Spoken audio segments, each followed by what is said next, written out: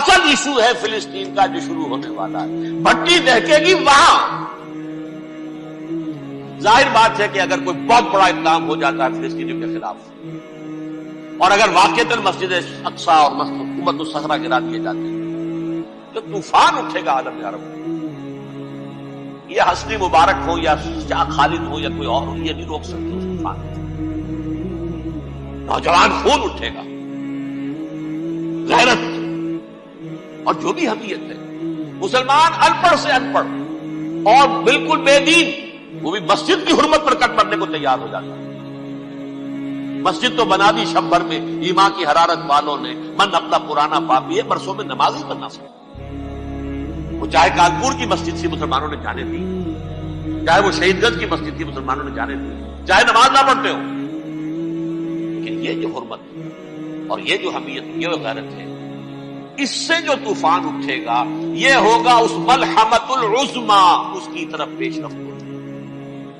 کتاب الملاحم سے احادیث کے حوالے سے کہ جن جنگوں کا حوالہ دیا حضور نے، پیشن گوئی کی ہے، اس کا نقطہ آغاز تھا خلیج کی جنگ. صدام حسین نے اسے کہا تھا یہ مدر آف وارز ہے، ام المحارب، یہ ایک جنگ نہیں ہے. اس کا نقشہ بھی حدیث میں موجود ہے، پیشن گوئی موجود ہے، اس وقت بھی ہم نے شائع کی تھی. لیکن اس میں جو جنگ اب ہونے والی وہ الملحمۃ العظمی. ملحمہ کسے کہتے ہیں؟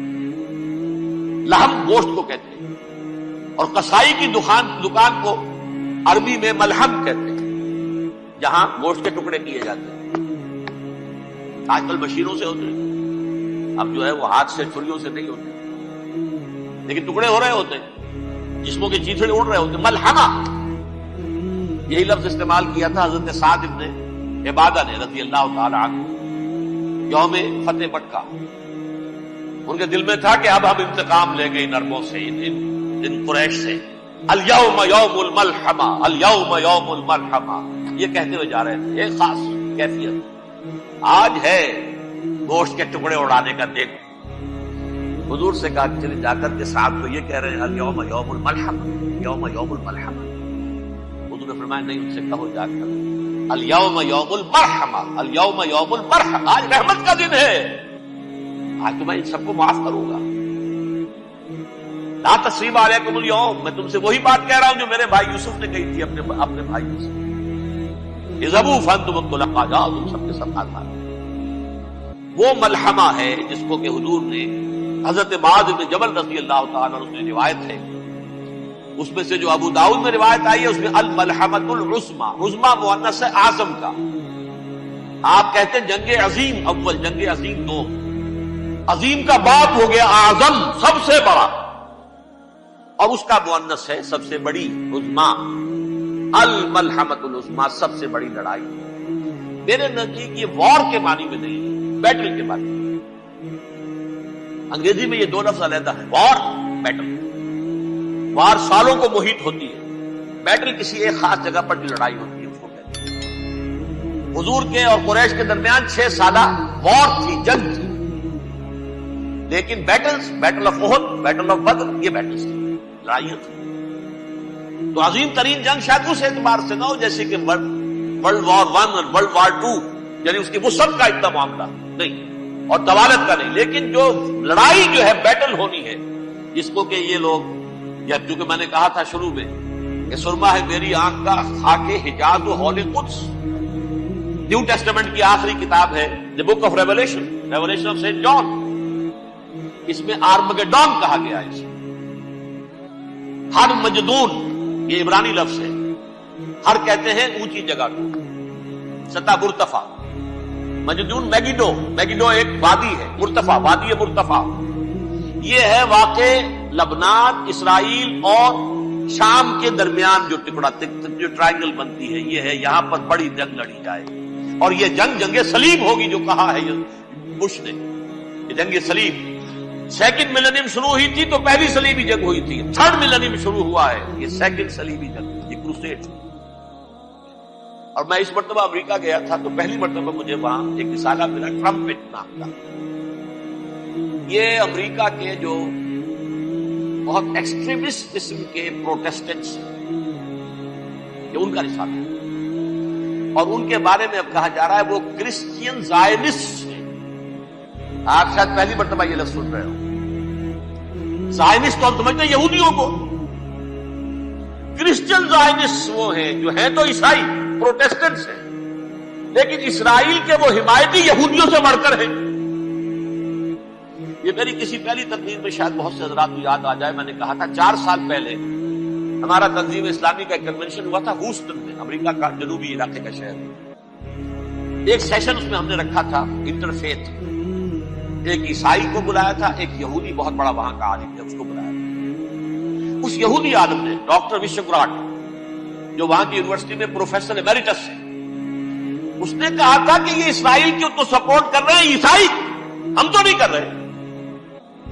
جو پریکٹسنگ یہودی ہیں وہ زیادہ اسرائیل کے حق میں نہیں تھے. یہ تو سن 67 کے بعد انہوں نے اسرائیل کو تسلیم کیا ہے. وہ تو منتظر تھے کہ ہمارا مسیحا آئے گا تو اس کی قیادت میں جنگ کریں گے، جیسے شیعہ منتظر تھے کہ مہدی موعود آئیں گے تو پھر ہم کچھ کریں گے. وہ امام خمینی نے کہا بھائی جب وہ آئیں گے آ جائیں گے، لیکن ہم کچھ راستہ زائنسٹ نے آگے بڑھ کر ریاست قائم کر لی، اور جب یروشلم پر بھی پورا قبضہ کر لیا تب جو ہے در حقیقت مذہبی یہودی جو ہے پھر انہوں نے اپنایا ہے، اون کیا ہے. اور نئے سیٹلمنٹس جو بھی بنے ہیں وہاں پر اسرائیل میں، اس میں اکثر و بیشتر مذہبی یہودی آئے ہیں، اور بروکلن کے علاقے سے سب سے بڑھ کر آئے ہیں، جو امریکہ میں نیو یارک کا ایک جنوبی علاقہ ہے، بہت بڑا یہودیوں کا بہت بڑا گڑھ ہے. نیو یارک کو جیو یارک بھی کہا جاتا ہے، وہ تو اصل میں مرکز جو ہے وہ تو یہودیوں کا ہے. اس حوالے سے وہاں پر جو کرسچن زائنسٹ کہلاتے ہیں وہ اسرائیل کے یہودیوں سے بھی بڑھ کر کہیں سپورٹ کرتے ہیں. بہرحال اس دوسری صلیبی جنگ کا معاملہ جو میں کہہ رہا تھا، ٹرمپٹ نامی رسالہ، اس کا ایک مضمون ہے دی لاسٹ کروسیڈ. اب یہ آخری کروسیڈ ہے جو شروع ہونے والا ہے. میں تو حیران ہوں کس قدر کھل کے وہ باتیں کرتے ہیں. رومن کیتھولکس کو وہ کہتے ہیں کہ یہ شیطان ہے، یہ پوپ شیطان ہے. یہ یورپ کو اس نے جمع کیا ہے کرسچینٹی کی بنیاد پر، اور اس میں زیادہ تر کیتھولکس ہیں. آپ کو معلوم ہے برطانیہ بڑی مشکل سے شامل ہوا ان کے ساتھ، اس لیے کہ وہ پروٹیسٹنٹ کا سردار تھا، ابھی پوری طرح نہیں ہے. یورپ جو ہے وہ رومن امپائر دوبارہ یہ کھڑی کر رہا ہے، اور در حقیقت یہ جو ہے یہودیوں سے بھی چھیننا چاہتے ہیں اسرائیل کو اور فلسطین کو اور مسلمانوں سے بھی. اور یہ وہی کروسیڈ جو تھے اربل ثانی کے، اس کی تیاری کر رہے ہیں تاکہ وہاں پر عیسائی حکومت قائم ہو جائے، کیتھولکس کی پوپ کی حکومت قائم ہو جائے، جیسے ایسٹ تیمور میں کر دی. ایسٹ تیمور میں کون سی حکومت بنی؟ رومن کیتھولک اسرائیل میں بنے، تاکہ یہ سارے مقامات مقدسہ جہاں اسرائیل پیدا ہوئے، بیت الحضرت مسیح پیدا ہوئے، بیت اللحم کہاں ہے؟ وہی ہے کہ نہیں؟ جہاں سے ریزریکشن ہوا ان کے خیال میں وہ کہاں ہے؟ وہیں پر ہے کہ نہیں؟ بڑے بڑے گرجے ان کے وہی ہیں.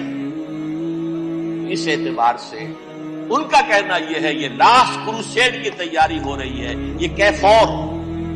اور ان کا کہنا یہ ہے کہ یہ پوری طاقت نیٹو کی جو ہے، یہ پہلے جرمنی سے لائی گئی بوسنیا، انہوں نے خود وہاں جنگ کروائی، انہوں نے خود وہاں پر ایتھنک کلینسنگ کروائی، پھر خود مصالحت کے لیے آ گئے، پھر کوسوو میں انہوں نے خود آگ بھڑکائی. یہ میں نہیں کہہ رہا، یہ وہ ٹرمپٹ رسالہ امریکہ سے چھپنے والا پروٹیسٹنٹس کا رسالہ ہے جو یہ کہہ رہا ہے.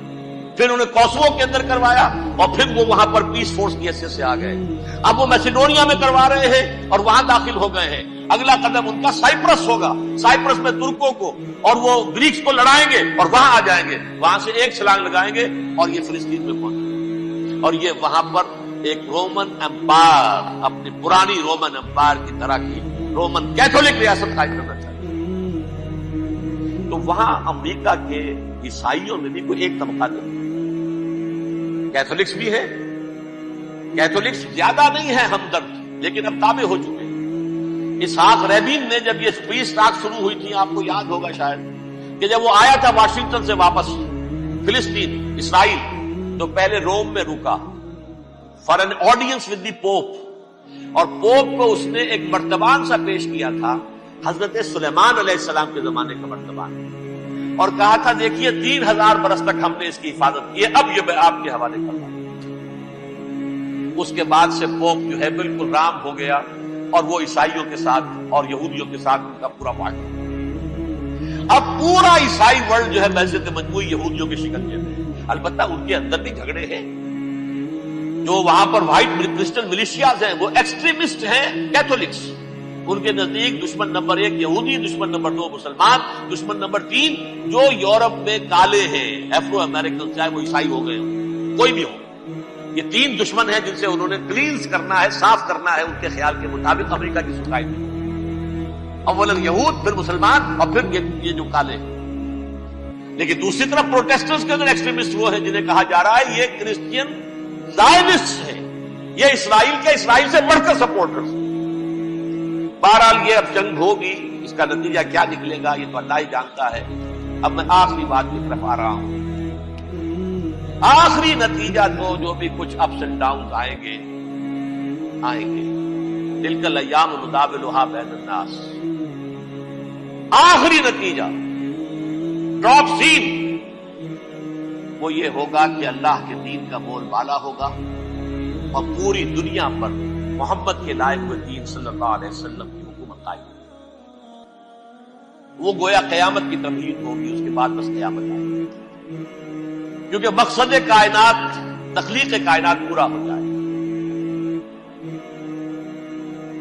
پوری مخلوقات کے اندر مقصد تخلیق، کلائمیکس آف کریشن محمد الرسول اللہ صلی اللہ علیہ وسلم.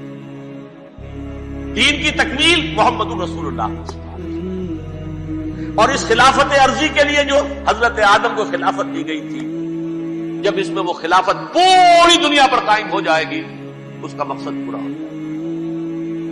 And that will be the beginning of the end. اس کے بعد قیامت. آخری نتیجہ تو یہ نکلنا ہے. اس سے پہلے سزائیں ہمیں بھی مل رہی ہیں. اور یہاں میں کانٹے کی بات جو چھوڑ دیا تھا اس کو بیان کر دوں. اللہ نے اس مغضوب علیہ قوم کو، اس ملعون قوم کو کیوں اب تک چھوٹ دیا؟ میں بتا چکا ہوں یہ بڑے عذاب کے مستحق ہو چکے تھے حضرت عیسیٰ علیہ السلام کے زمانے میں. چھوٹتی ہے ابھی تک ہے، بلکہ ایک مرتبہ ابھارا ہے. 1900 برس کے بعد ابھرے ہیں یہ. بالفور ڈیکلریشن 1917 سن 70 عیسوی کے بعد، تقریباً 1900 برس، 1850 برس تو نہیں کم سے کم. پھر creation of Israel 1948، 1967 extension of Israel, یروشلم پر قبضہ. یہ سارا جو ہے کیوں ہے؟ اللہ تعالیٰ اس خیر امت محمد صلی اللہ علیہ وسلم، اس کے بہترین حصے کو سزا ان ملعونوں کے ہاتھوں میں. کیوں؟ جو جرم انہوں نے کیا تھا وہی ہم نے. انہوں نے اللہ کی کتاب کو پیٹ کے پیچھے پھینکا. نبذ فریق من الذین اوتوا الکتاب کتاب اللہ وراء ظہورہم. ہم نے اپنی پیٹھوں کے پیچھے پھینکا. کولونیل رول سے آزاد ہوئے، کہیں اسلامی قانون نافذ کیا، کہیں اسلامی نظام قائم کیا. تو جو جرم ان کا تھا وہ ہمارا، اور ہم خیر امت ہیں. اور ہمارے میں سے خیر ترین عرب ہیں. ان پر اللہ کا فضل، ان کی مادری زبان میں اللہ کی کتاب موجود ہے. پھر انہوں نے اللہ کے دین کو پیٹ دکھائی. جو ملک آزاد ہوا کولونیل رول سے، یا اس نے قبلہ کر لیا اپنا ماسکو کی طرف، یا کر لیا واشنگٹن. کسی نے مکے کو قبلہ بنایا. بدترین سزا، ویل للعرب من شر قد اقترب.